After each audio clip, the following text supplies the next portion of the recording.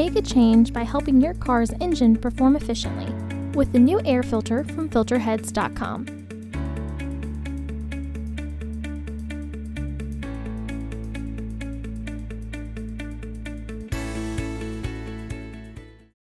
To access the air filter, first open the hood.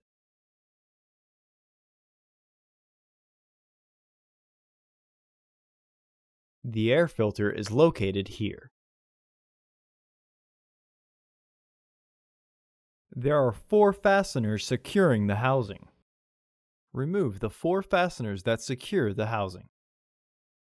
Lift the housing. Remove the old filter from the housing and clean out any debris inside. Install your new AF5185 filter into the housing. Visit our website to order your filter to ensure that it fits. Once the filter is fully flushed and the housing is aligned, re-engage the fasteners.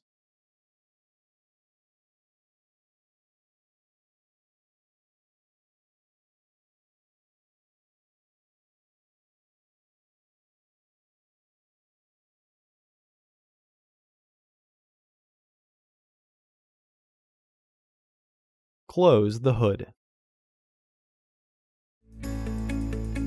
Visit our website to order your filter to ensure that it fits.